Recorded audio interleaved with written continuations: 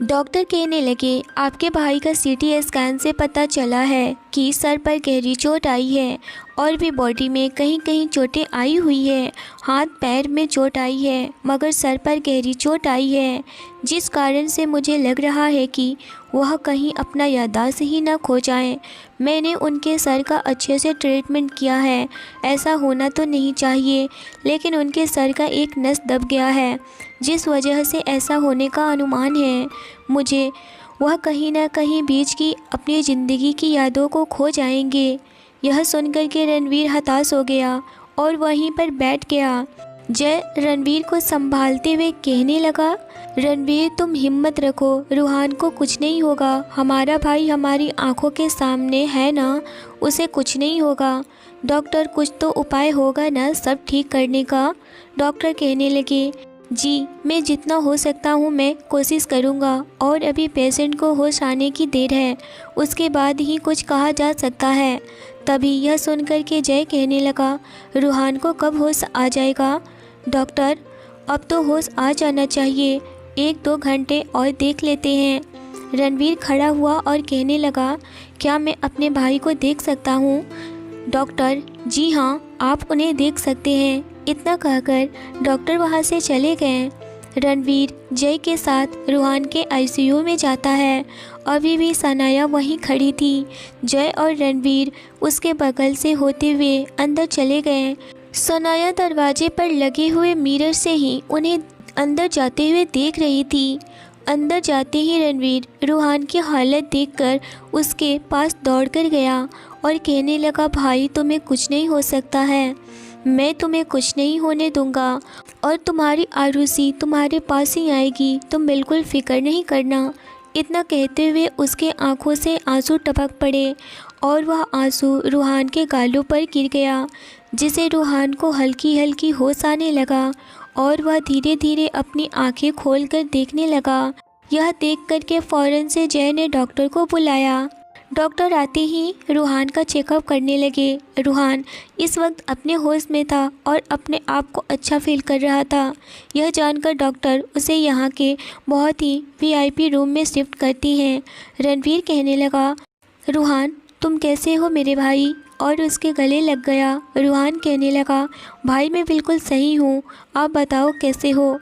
रणवीर उसके गाल पर हाथ रख कर के आँखों में आंसू लिए हुए कहने लगा, तुम बस मेरी आंखों के सामने हो, मैं बिल्कुल सही हो गया हूँ तुम्हें देख कर के, मैं अब बिल्कुल सुकून में हूँ।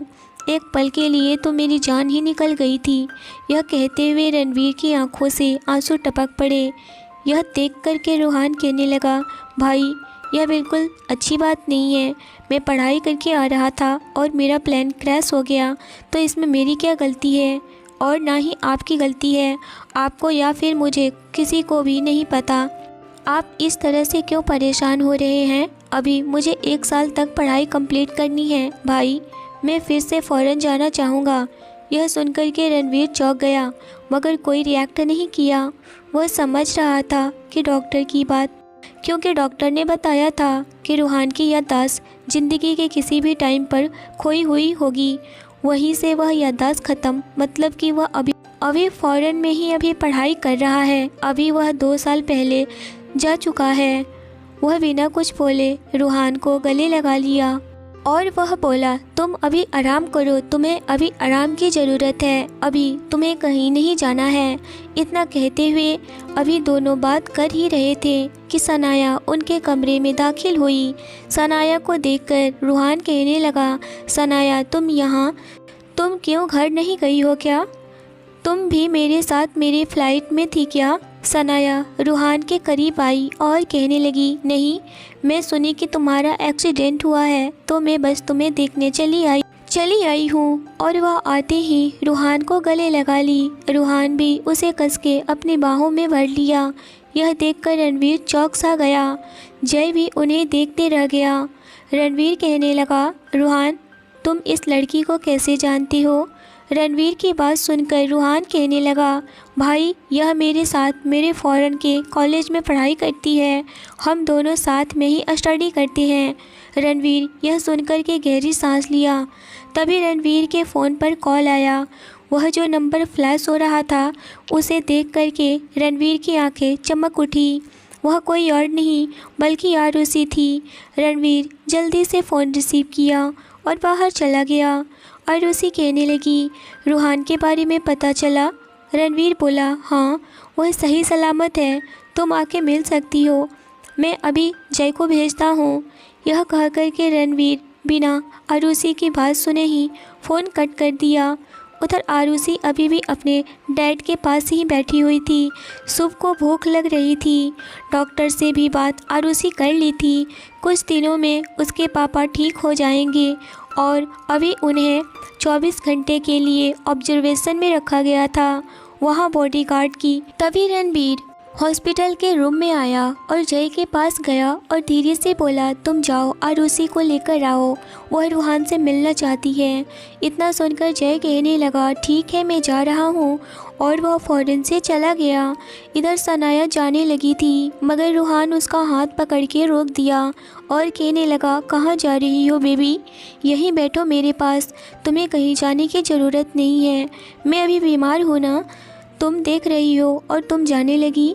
इस तरह से बिहेव करते हुए रणवीर दोनों को देख रहा था।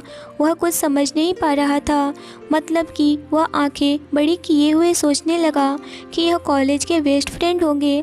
इन्हीं सब सोचों में अभी रणवीर गुम था कि जय आरुषि को लेकर के पावर अस्पताल पहुंचा।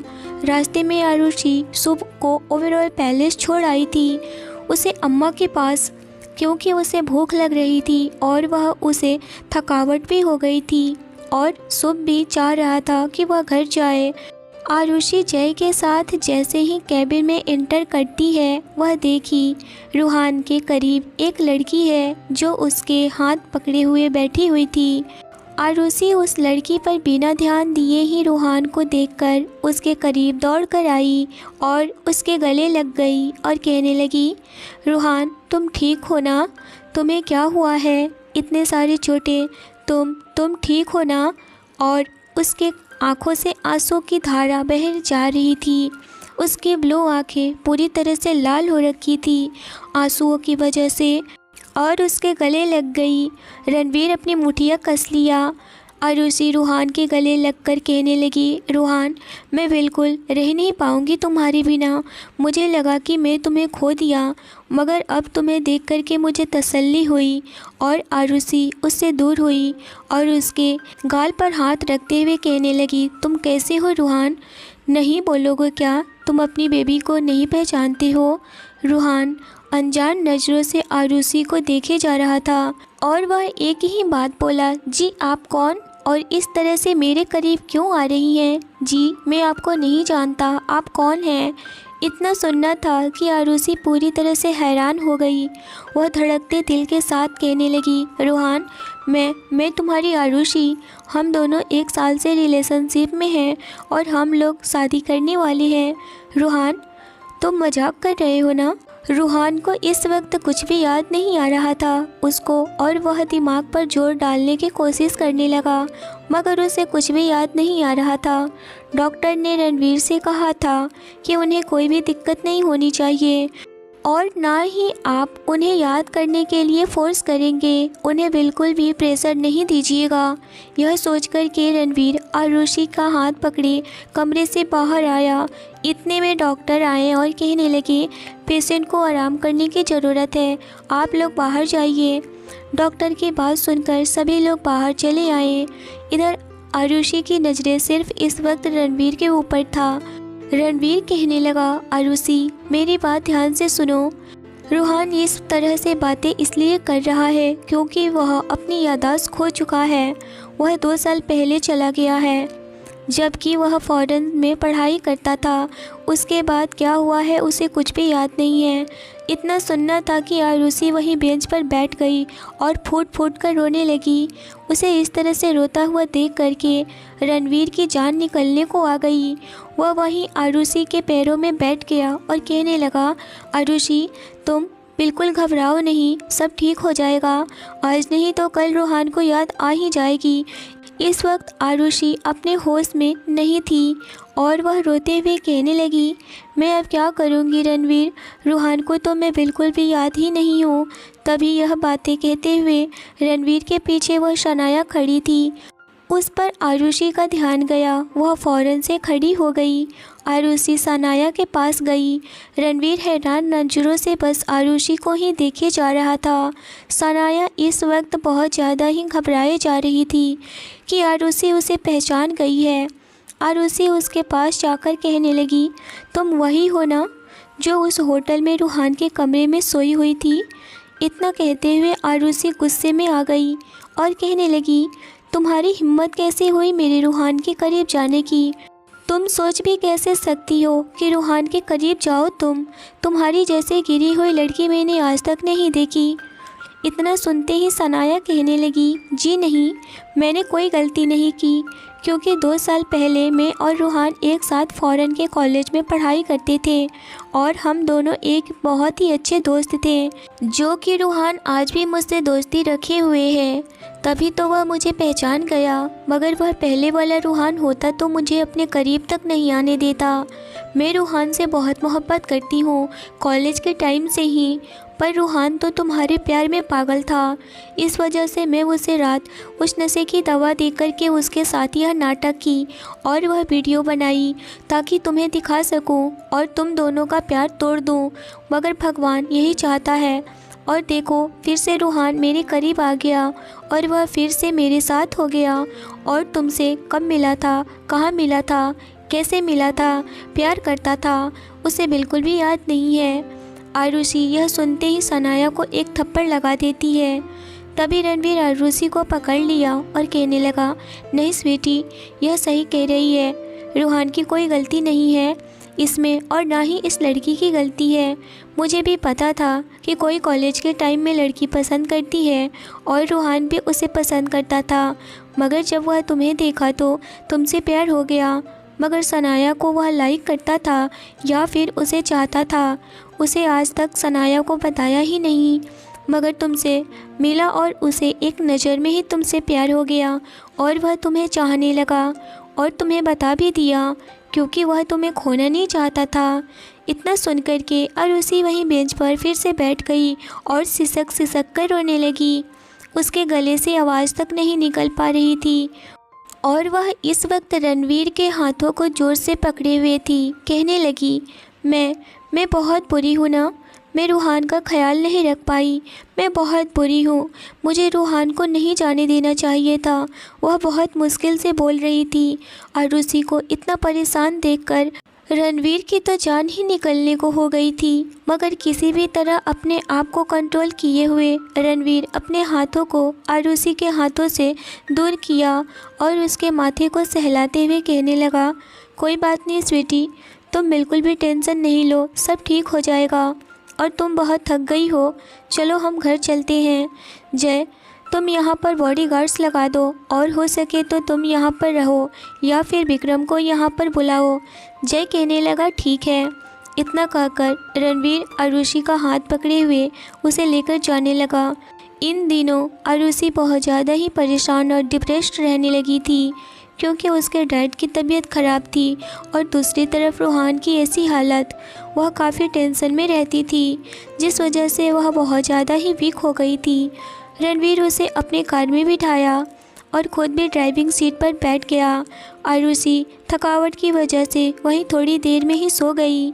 रणवीर उसे सोता हुआ देख करके एक जगह साइड में गाड़ी रोका और उसे सीट बेल्ट लगाया, कहीं आरुषि नींद में गिर न जाए। अभी वह सीट बेल्ट लगा ही रहा था कि आरुषि कहने लगी, रूहान तुम मेरे साथ ऐसे नहीं कर सकते हो, तुम सिर्फ मेरे हो। वह नींद में ही बड़बड़ाई जा रही थी। रणवीर के चेहरे पर एक स्माइल आ गई और वह आरुषि के चेहरे पर आए हुए बालों को हटाता है और उसके माथे पर किस कर दिया और कहने लगा, आरुषि तुम सच में बहुत अच्छी हो, तुम सबके बारे में सोचती हो सिवाय मेरे, मगर मैं इस वक्त तुम पर कोई भी जोर ज़बरदस्ती नहीं कर सकता हूँ। बस मैं तुम्हें प्यार से ट्रीट कर सकता हूँ क्योंकि तुम्हें इस वक्त प्यार की ज़रूरत है। यह कहते हुए रणबीर कार स्टार्ट कर दिया और वह ओबेरॉय पैलेस की तरफ बढ़ गया। 10 मिनट में ही वह ओबेरॉय पैलेस पहुँच गया। आरुषि अभी भी नींद में थी। रणबीर उसे उठाना सही नहीं समझा। आरुषि को गोद में उठाया और उसे ऊपर ले जाने लगा। अम्मा ये देखकर बोलने को हुई, मगर रणबीर इशारे से उन्हें चुप रहने को कहा और वह आरुषि को सुला के कमरे में आया और कहने लगा, अम्मा आप जाकर रूहान से मिल लीजिए। अम्मा कहने लगी, बेटा आरुषि को क्या हुआ है? रणबीर कहने लगा, अम्मा आरुषि बहुत ज़्यादा ही थक गई है। वह बहुत ज़्यादा परेशान है ना, कुछ दिनों से इस वजह से वह बहुत ज़्यादा ही वीक हो गई है और उसे नींद आ गई। मैंने उसे उठाना ठीक नहीं समझा और मैंने उसे उठाकर लाया। उसे कुछ नहीं हुआ है, वह सही है। यह सुनकर अम्मा को तसल्ली हुई और वह एक बॉडीगार्ड के साथ चल पड़ी। शुभ इस वक्त सो रहा था। इधर रणबीर अपने कमरे में वॉशरूम में गया और फ्रेश होकर के कुछ ही देर में आया। जब आकर देखा तो आरुषि के फेस बहुत ज़्यादा ही रेड हो रखा था। वह डर गया। आरुषि के फेस पर आए हुए बाल को सही किया और उसके माथे पर हाथ फेरा, मगर जैसे ही उसके माथे पर हाथ फिराया वह पूरी तरह से चौंक गया क्योंकि आरुषि को बहुत तेज़ फीवर हो रखा था, इतना कि उसके हाथ जल जाएंगे ऐसा फीवर हो रखा था। वहीं आरुषि दर्द से कराह रही थी। यह देख कर के रणबीर बहुत ज़्यादा ही परेशान हो गया। वह फ़ौरन से डॉक्टर को कॉल किया और डॉक्टर को जल्दी से जल्दी आने को कहा। 10 मिनट में ही डॉक्टर रणबीर के पैलेस पहुंच गए। डॉक्टर ने फ़ौरन से आरुषि का चेकअप किया। वह भी हैरान, इतना फीवर मैं आज तक नहीं देखा, इन्हें हॉस्पिटल में एडमिट करना पड़ेगा। रणबीर चिल्लाते हुए कहने लगा, जैसे भी हो यहीं पर अरेंजमेंट करो। मैं आरुषि को हॉस्पिटल नहीं लेकर जाऊंगा, मेरी आरुषि यहीं पर रहेगी। यह सुनकर के डॉक्टर ने फ़ौरन से अपने स्टाफ को कॉल किया और सारा कुछ अपना यहीं पर मंगवाया और एक अलग कमरे में आरुषि का ट्रीटमेंट शुरू हो गया। जय सुना तो परेशान हो गया। अचानक से आरुषि को क्या हो गया? आरुषि को बहुत ज़्यादा ही पेन हो रहा था बॉडी में। उसे थोड़ी सी भी रिलैक्स नहीं मिल रहा था। वह नींद में भी बड़बड़ाए जा रही थी और तड़पी जा रही थी। उसकी तरफ देखकर रणबीर भी बहुत ज़्यादा ही परेशान हुए जा रहा था कि अचानक से आरुषि को क्या हो गया। डॉक्टर ने नींद की इंजेक्शन आरुषि को दे दिया। कुछ ही देर में आरुषि अब नींद की आगोश में चली गई थी। डॉक्टर ने कहा, इनको बहुत ज़्यादा ही वीकनेस हो गया है, बहुत परेशान है यह और ज़्यादा सोचने की वजह से डिप्रेस भी हैं। इनका अच्छे से ख्याल रखना पड़ेगा और खान पान पर भी यह अच्छे से खा नहीं रही है, अपने डाइट का ध्यान नहीं रखती है। इतना सुनते ही रणबीर कहने लगा, डॉक्टर कुछ भी करिए लेकिन मेरी आरुषि सही होनी चाहिए और वह भी जल्दी से जल्दी। यह सुनकर के डॉक्टर कहने लगे, हम अपना ट्रीटमेंट कर रहे हैं, वह बहुत जल्दी ही रिकवर हो जाएंगी, डोंट वरी।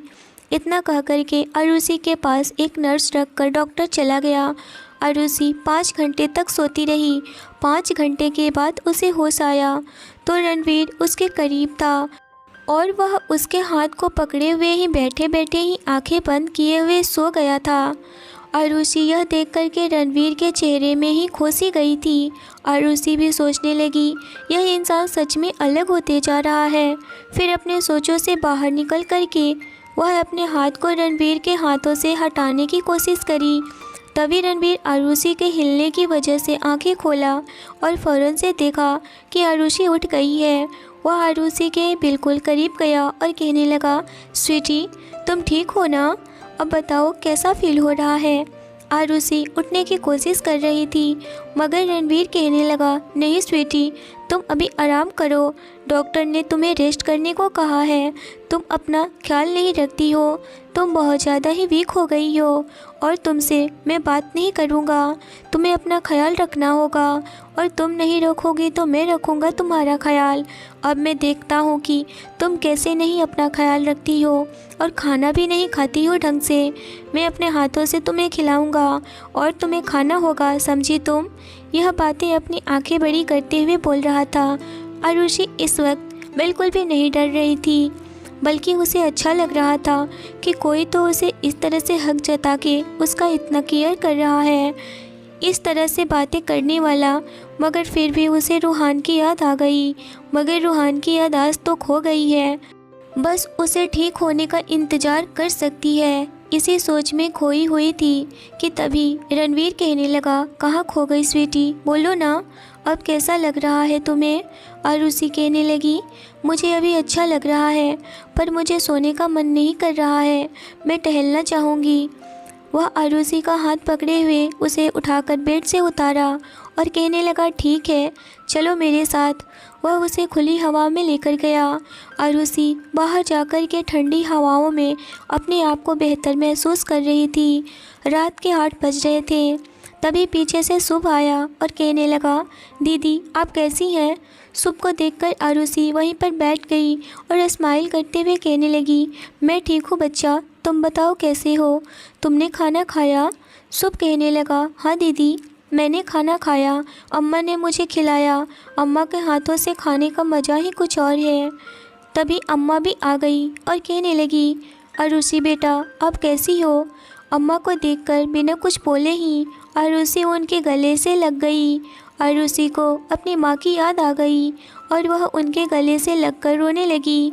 अम्मा उसके पेट को सहलाते हुए कहने लगी, रोते नहीं बच्चा, आप तो बहादुर हैं ना, आप बस अपना ख्याल रखिए। चलिए मैं आपके लिए खाना लेकर आई हूँ, चलिए जल्दी से खा लीजिए। अम्मा को पहले से पता था कि आरुषि की माँ नहीं है और वह माँ की कमी हमेशा से महसूस की है, इसीलिए शुभ को अपने बच्चे के जैसे ही केयर कर रही थी और आरुषि का भी। आरुषि उससे दूर हुई और कहने लगी, अम्मा अभी मुझे भूख नहीं है, आप रख दीजिए, मैं बाद में खा लूँगी। रणवीर अम्मा को इशारा किया तो अम्मा कहने लगी, ठीक है बेटा, मगर टाइम से आप खा लीजिएगा और अपना ख्याल रखिएगा। और वह शुभ के करीब गई और कहने लगी, चलो शुभ बेटा हम लोग चलते हैं, हम लोग वीडियो गेम खेलते हैं। शुभ तो खुश हो गया और कहने लगा, दीदी आप जल्दी से ठीक हो जाइए, फिर मैं आपके साथ भी वीडियो गेम खेलूँगा। तभी रणवीर कहने लगा, हाँ छोटो चैम्पियन, वीडियो गेम अभी खेल रहे हैं चैम्पियन, मगर स्कूल भी जाना है, बहुत जल्द मैं इन सब चीज़ों से निपट जाऊं तो मैं छोटे चैम्पियन का अच्छे से स्कूल में एडमिशन कराऊंगा और वह पढ़ाई करेगा। वीडियो गेम बाद में, अभी 2 दिन मौज मस्ती कर लो। इतना सुनकर इस बार शुभ बिल्कुल भी चिढ़ा नहीं। चैम्पियन बोलने पर रणवीर भी इस बार हैरान था और कहने लगा, शुभ अब क्यों, प्रॉब्लम नहीं है क्या मेरे छोटे चैम्पियन बोलने से। शुभ स्माइल करते हुए कहने लगा, नहीं जीजू आप बहुत अच्छे हो। आज पहली बार शुभ के मुंह से जीजू सुनकर रणवीर की आंखों में एक चमक आ गई और उसके होठों पर स्माइल आई। वह फ़ौरन से आरुषि की तरफ देखने लगा। आरुषि भी शुभ को ही देख रही थी, मगर इस बारे में कुछ नहीं बोली, लेकिन शुभ को सोने के लिए बोली, बच्चा अब जाओ आराम करो। अम्मा भी स्माइल करते हुए शुभ को लेकर चली गई। आरुषि वहीं फिर से टहलने लगी। अचानक से उसका पैर लड़खड़ाने लगा तो रणवीर इस वक्त आरुषि पर ही नज़र बनाए हुए था। वह फ़ौरन से आरुषि को अपनी बाहों में थाम लिया। आरुषि की नज़र रणवीर पर ही थी और रणवीर की नज़र आरुषि पर। दोनों ही एक दूसरे में खो से गए थे और इसी तरह से 10 मिनट तक खोए हुए ही थे। तभी आरुषि होश में आई और वह उठने को हुई, मगर रणवीर उसे उठने नहीं दिया। वह उसे पूरी तरह से अपने गोद में उठाया और उसे कमरे में लेकर गया, सोफे पर बिठाया और कहने लगा, अब कोई बहाना नहीं चलेगा, चलो स्वीटी जल्दी से खाना खा लो, अगर तुम नहीं खाओगी तो मैं भी नहीं खाऊंगा। चलो। अम्मा ने प्लेट भर भर के बहुत सारे सैलेड, चपाती, आलू मटर की सब्जी और बहुत सारे फ्रूट्स लेकर आई थी। रणवीर ने चपाती की एक बाइट तोड़ी और उसने पनीर के साथ डिप किया और आरुषि के मुंह के पास लेकर गया, मगर आरुषि मुंह बनाते हुए कहने लगी, मुझे भूख नहीं है। रणवीर कहने लगा, मुझे पता है सुबह से तुमने कुछ नहीं खाया है, चलो अब कोई भी मैं नखरे नहीं सुनने वाला हूँ और फ़ौरन से मुंह खोलो और खाओ, मैं खिलाता हूँ।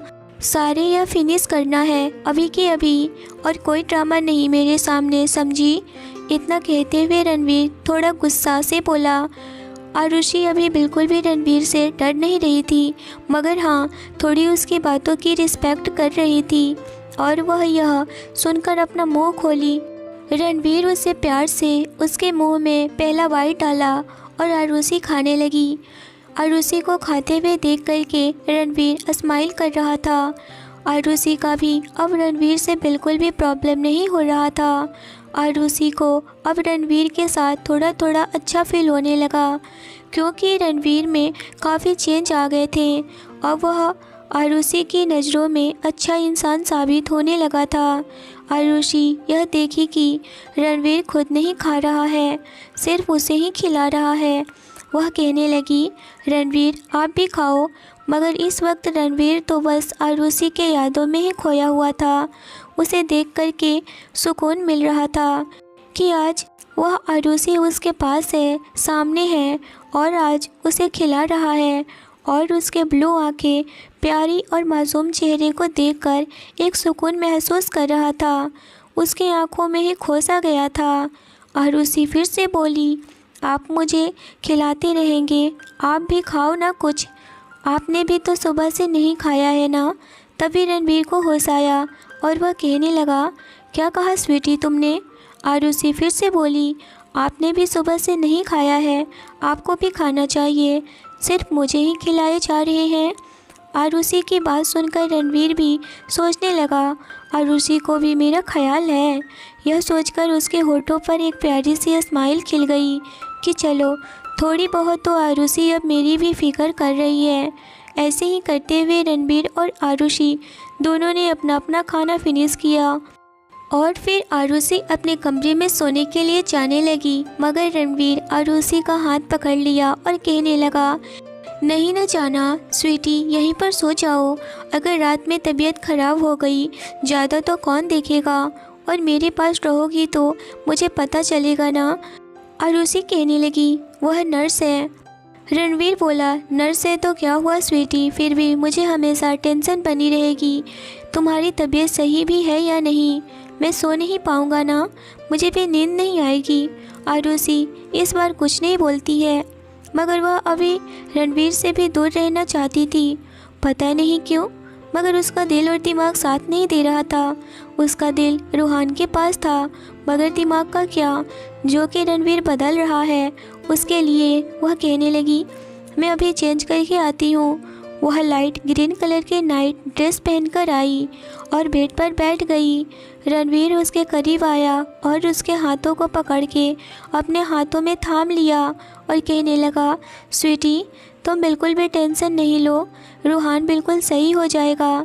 जब रूहान सही हो जाएगा तो तुम सब बता देना उसे, और वह सब समझ भी जाएगा, कोई दिक्कत नहीं होगी।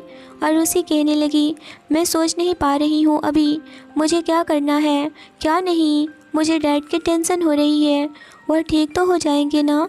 इतना कहते हुए उसके आंखों में आंसू भर आए और बाहर आने के लिए मचलने लगे, मगर रणवीर सब समझ रहा था। वह कहने लगा, स्वीटी तुम बिल्कुल टेंशन नहीं लो, मैं बृजमोहन जी को कुछ भी होने नहीं दूंगा, और ना ही रूहान को और ना ही तुम्हें। मैं सबको सही सलामत इस घर में लेकर आऊँगा, और वह सिर्फ़ और सिर्फ तुम्हारी वजह से। मुझे एक चांस दे दो स्वीटी, मैं सुधरना चाहता हूँ। मैं तुमसे सच में मोहब्बत कर बैठा हूँ। मैं तुम्हारे बिना अपनी ज़िंदगी में एक कदम भी आगे नहीं बढ़ सकता हूँ।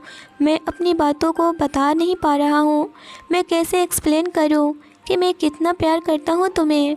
आरुषि इस वक्त सिर्फ रणवीर को ही देख रही थी, जहाँ सच्चाई और प्यार भरा था, जो कि आरुषि की आंखों में देखकर यह सारी बातें बोले जा रहा था। आरुषि रणवीर के हाथों से अपना हाथ छुड़ाकर उसके हाथों पर रखते हुए कहने लगी, अब सो जाए, काफ़ी रात हो गई है। यह सुनकर रणवीर एक गहरी सांस लिया और कहने लगा, हाँ स्वीटी सो जाते हैं ना, और आरुषि को अच्छे से कवर करके उसे लेटा देता है और खुद भी उसके बगल में लेट जाता है। वह आज आरुषि को अपने बाहों में नहीं लपेटा था, वह आज कुछ अनकंफर्टेबल सा फील कर रहा था। उसे हिचकिचाहट हो रही थी आरुषि के करीब जाने में, आरुषि को भी यह सब चीज़ें अलग लग रहा था कि रणवीर चेंज है। आरुषि भी अब धीरे धीरे रणवीर की तरफ खींची जा रही थी, क्योंकि रणवीर अब पहले जैसा उसके साथ ज़बरदस्ती नहीं कर रहा था, बल्कि वह उसे तो केयर और प्यार कर रहा था, प्यार दे रहा था, उसे समझ रहा था। ऐसे ही दिन गुजरते गए और कुछ दिन बाद बृजमोहन जी घर आ गए और वह भी ओबेरॉय पैलेस में ही आए। उधर रूहान भी बहुत ज़्यादा रिकवर हो चुका था और वह भी अपने घर आ चुका था। तो अब क्या होगा? क्या आरुषि और रणवीर एक हो जाएंगे या रूहान की याददाश्त वापस आ जाएगी? क्या आरुषि फैसला ले पाएगी कि वह रणवीर की ही होकर रह जाएगी? यह जानने के लिए स्टोरी के साथ बने रहें। स्टोरी अच्छी लगी हो तो लाइक करिए, चैनल पर पहली बार आए हो तो चैनल को ज़रूर सब्सक्राइब करिए। अगर आपको स्टोरी अच्छी लगी हो तो कमेंट में ज़रूर बताइए। मिलते हैं एक इंटरेस्टिंग एपिसोड के साथ। Thanks for watching. मेरी मालकिन दुबई घूमने जा रही थी, इसलिए सुबह से मेरी जान आफत में आई हुई थी। बार बार मुझसे कहती, सुर्री पुत्र, मेरा पूरा घर तेरे हवाले है। जितना भरोसा मैं तुझ पर कर सकती हूँ, घर के किसी और मुलाजिम पर नहीं कर सकती। मेरा नाम सुरेश था, लेकिन मालकिन मुझे प्यार से सूरी कहती थी।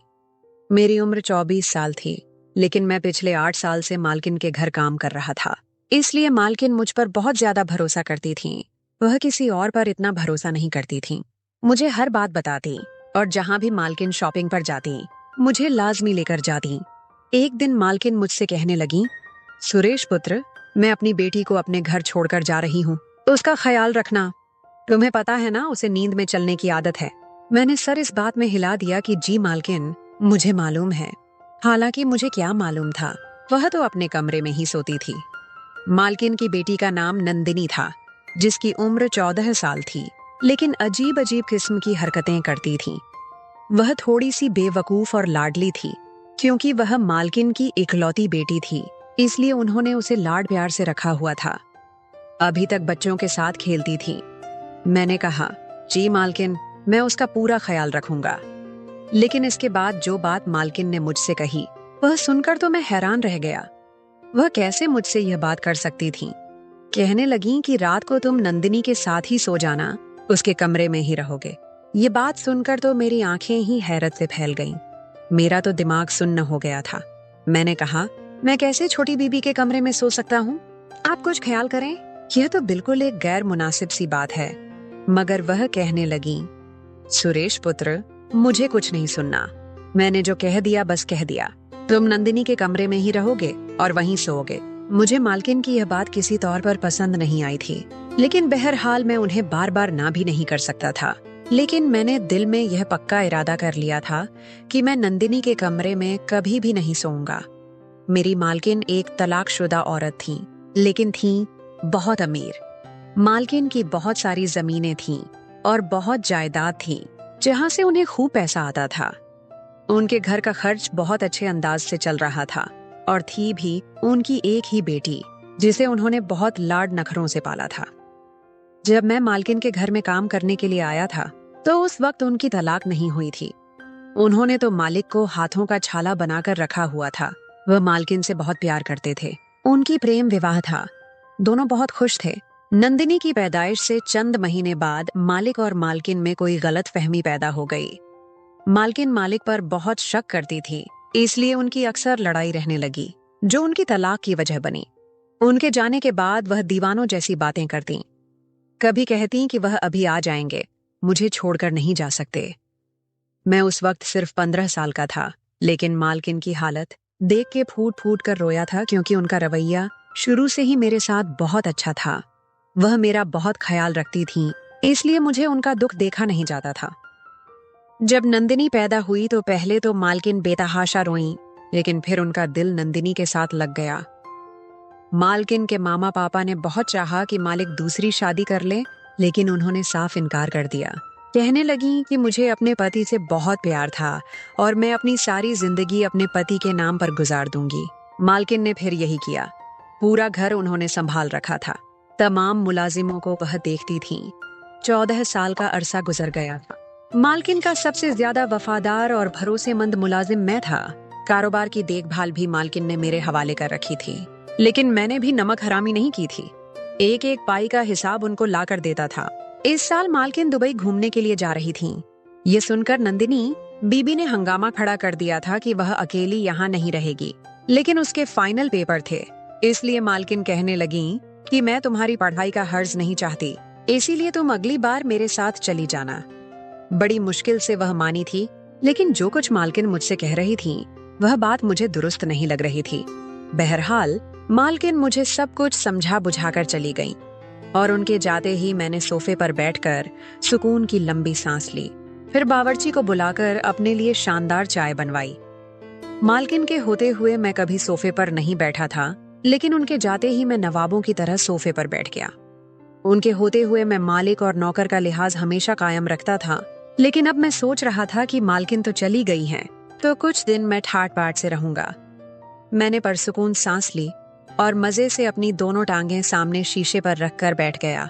रिमोट और एलसीडी ऑन की और उस पर मूवी लगाकर देखने लगा।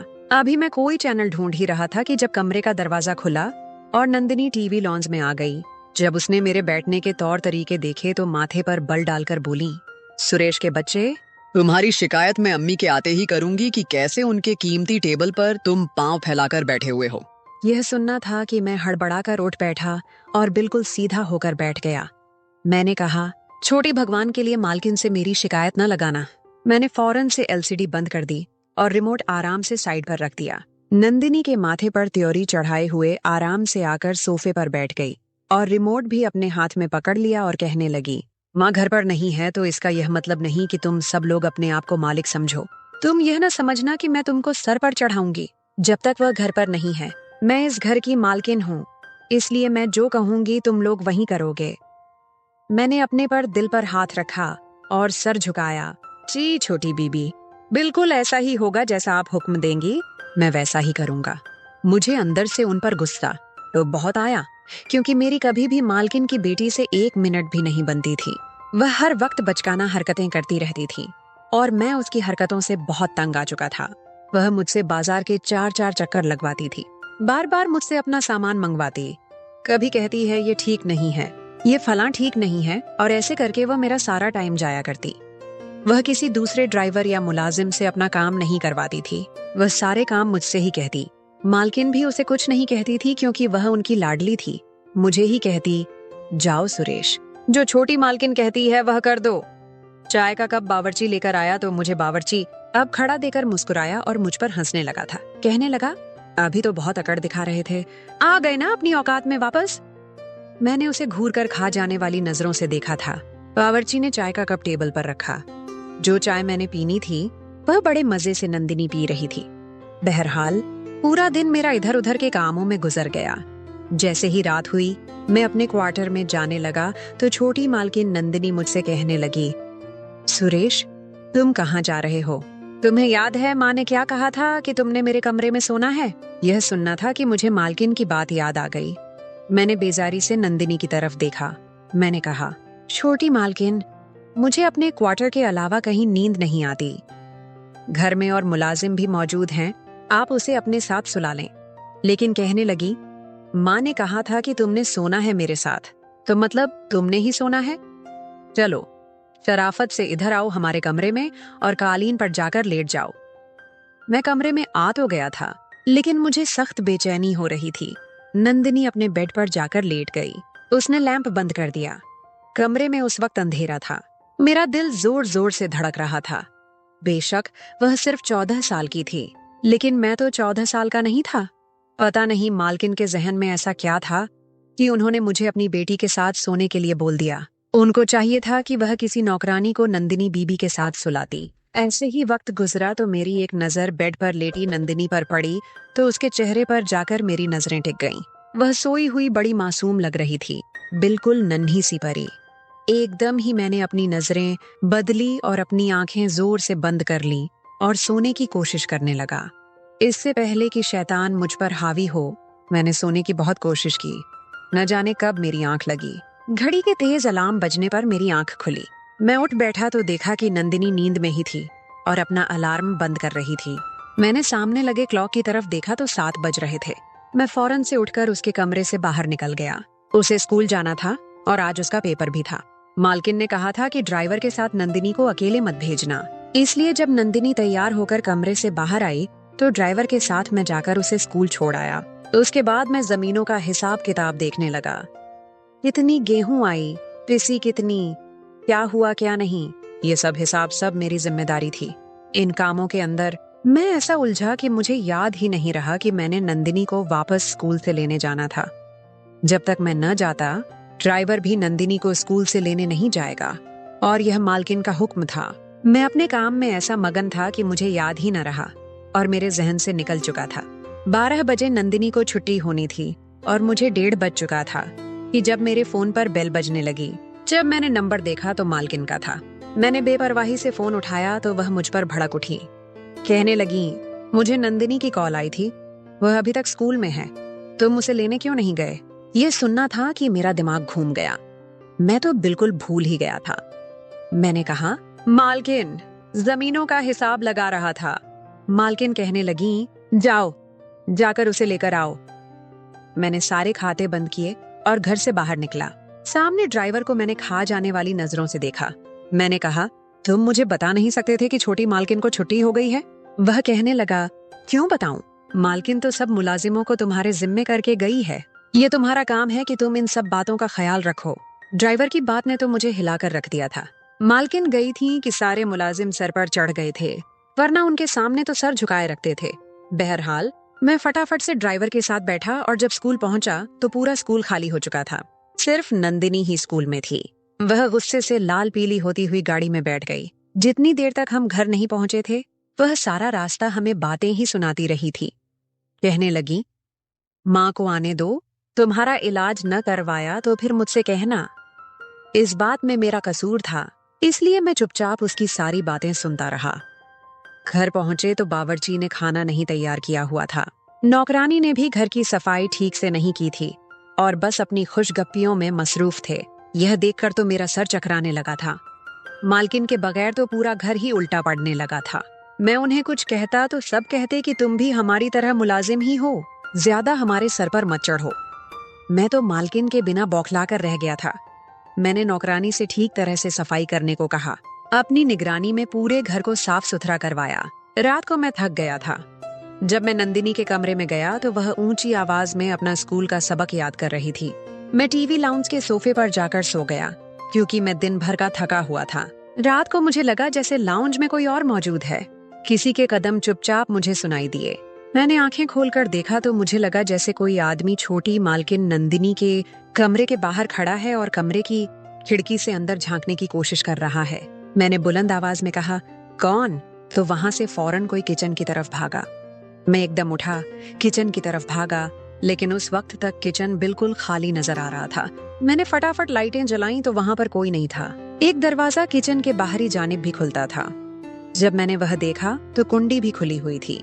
मैं वहां से फटाफट बाहर निकला तो बाहर बिल्कुल सन्नाटा था। मैंने किचन के दरवाजे के अंदर से कुंडी लगा दी और वापस टीवी लाउंज में आकर लेट गया और ये सोचने लगा कि ये कौन शख्स था जो रात के इस पहर अंदर आया था। न जाने मुझे क्या सूझी कि नंदिनी के कमरे में चला गया। वह अपने बेड पर सो रही थी। मैं जाकर के नीचे कालीन पर लेट गया। रात को जैसे ही कुत्तों के भौंकने की आवाजें आईं तो नंदिनी डर गई और मेरा हाथ पकड़ कहने लगी, माँ, यह कुत्ते मुझे खा जाएंगे, माँ मेरा हाथ पकड़ लो। वह बेड पर अपना हाथ मार रही थी। नींद में शायद वह मालकिन का हाथ ढूंढ रही थी। मुझे समझ नहीं आ रहा था कि ऐसे मौके पर मुझे क्या करना चाहिए। बहरहाल मैं जमीन से उठा और अपना हाथ नंदिनी के हाथ में दे दिया। मेरा हाथ पकड़कर वह फिर से गहरी नींद में सो गई थी। काफी देर मैं वहीं पर खड़ा यह इंतजार करता रहा कि वह कब गहरी नींद में जाए और मैं अपना हाथ उससे छुड़ाऊं।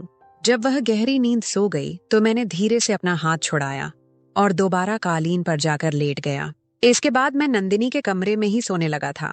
एक रात बावर्ची ने दूध की ठंडाई बनाई और कहने लगा कि तुम भी पी लो, बड़ी सुकून की नींद आएगी।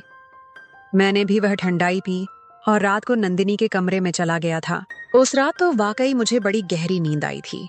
मैं जब सोया तो सुबह ही मेरी आंख खुली थी। जब मैंने देखा तो बेड खाली था। उस वक्त सुबह के 6 बजे हुए थे। उस वक्त नंदिनी नहीं जागी थी और वैसे भी आज इतवार का दिन था, छुट्टी थी। मैं कमरे से बाहर आया तो नंदिनी वहां पर भी कहीं नहीं थी। मैंने उसे पूरे घर में देखा, लेकिन वह मुझे कहीं पर नजर नहीं आई। मेरा दिल तो डर कर रह गया था। मैंने तमाम मुलाजिमों को शोर मचाकर जगा दिया। सभी उसे ढूंढने लगे, लेकिन वह पूरे घर में कहीं नहीं थी। मेरा तो यह हाल था कि काटो तो लहू न निकले। मेरा रंग उड़ चुका था। मालकिन उसे मेरे हवाले पर छोड़कर गई थी। मैं कैसे रात को गहरी नींद सो गया। जब मैंने तमाम मुलाजिमों से बात की तो तब मुझे पता चला कि बावर्ची भी घर से गायब है।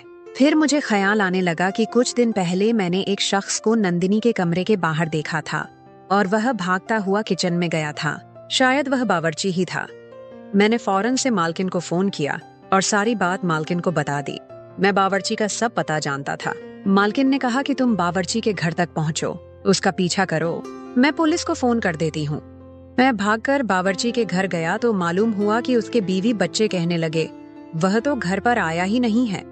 फिर मुझे मोहल्ले वालों से पता चला कि सुबह सुबह बावर्ची नंदिनी के मुंह पर हाथ रखे उसे गाड़ी में बिठाकर कहीं ले जा रहा था। उस वक्त तक पुलिस भी हमारे घर के करीब आ पहुंची। सारी तफ्तीश के बाद बंगले के बाहर लगे कैमरे की मदद से हमें गाड़ी का नंबर मिल गया था। उसका नंबर साफ नजर आ रहा था और उसमें यह भी शो हो रहा था कि बावर्ची नंदिनी के मुंह पर हाथ रख के जबरदस्ती उसे गाड़ी में बिठा रहा था। उस गाड़ी का नंबर शो हो चुका था। मैं भी पुलिस वालों के साथ ही था। जैसे ही हम गाड़ी तक पहुंचे, वह गाड़ी सुनसान जगह पर खड़ी थी। मुझे याद आने लगा कि एक बार बावर्ची मुझे ऐसी जगह पर लाया था कि यहाँ उसके कुछ दोस्त हैं। मैं भागता हुआ उसी तरफ जाने लगा जहाँ उसके दोस्त का घर था। पुलिस बाद में पहुंची, लेकिन मैं उस घर में पहले पहुंच चुका था। मैंने दरवाजे पर जोरदार लात मारी तो दरवाजा खुल गया। सामने वह बावर्ची और 2 और लोग मौजूद थे। उन्होंने नंदिनी को रस्सियों से बांधकर एक कुर्सी में बिठा रखा था। वह बहुत ज्यादा रो रही थी। यह देखकर तो मेरा खून खोल उठा। मैंने आओ देखा न ताओ और उन तीनों की धुलाई शुरू कर दी। इतनी देर में पुलिस वहां पहुंच गई। उनको पकड़कर थाने में बंद कर दिया। रोते हुए नंदिनी भी मेरे साथ लग गई। वह बहुत डरी हुई थी। मैंने कहा कि तुम परेशान न हो, जब तक मैं जिंदा हूँ तुम्हें कोई भी नुकसान नहीं पहुंचा सकता। चंद दिनों के बाद मालकिन भी वापस आ गईं। वक्त ज्यादा होता तो मैं वह मजे देता कि तू सारी दौलत मुझे दे देती। मैं इसे हमेशा अपनी छोटी बहन की तरह समझता हूँ और जब तक मैं जिंदा हूँ आप बेफिक्र रहें। आपकी तरफ कोई आंख उठाकर नहीं देख सकता और न ही आपकी बेटी नंदिनी की तरफ।